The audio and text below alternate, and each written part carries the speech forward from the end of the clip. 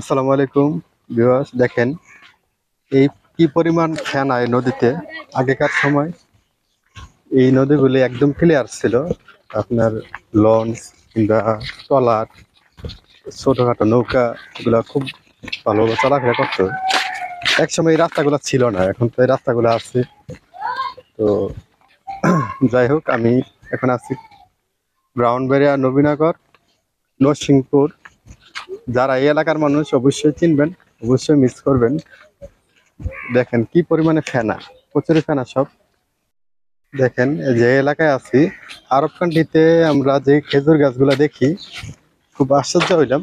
দেখেন এখানে ওই আরব কান্ট্রির মতন ওইরকম খেজুর গাছ। এই যে দেখেন গাছটা। তো যদি কেউ চিনে থাকেন তাহলে অবশ্যই বলবেন। এই যে দেখেন,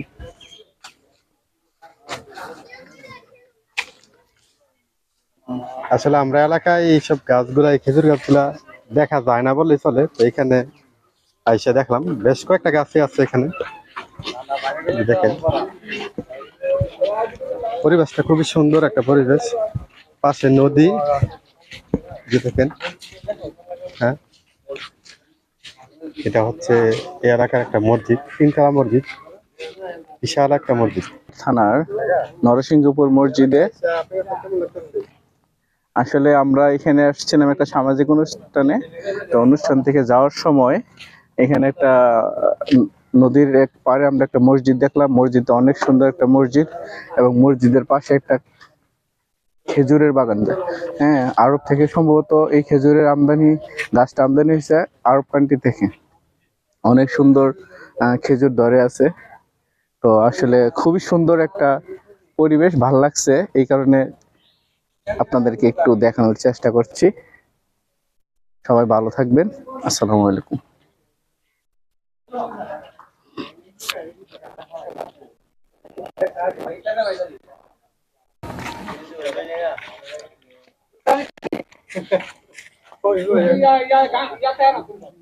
খুবই সুন্দর একটা পরিবেশ। নদী, নবীনগর যে নদী আছে, এই নদীর একটা শাখা নদী এটা।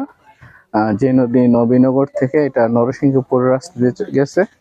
হ্যাঁ, এই নদীটাকে আপনারা এতক্ষণ দেখছেন, এবং নদীর পাড়েই একটা মসজিদ। হ্যাঁ, মসজিদ, এবং অনেক সুন্দর একটা মসজিদ। এবং মুসল্লিরা আসর নামাজ পড়ে, মুসল্লিরা এখন মসজিদের পাড়ে বসেছে সাইডে। তারাও এখানে যে প্রাকৃতিক বাতাস, তারা এটা প্রাকৃতিক বাতাসের স্বাদ নিচ্ছে।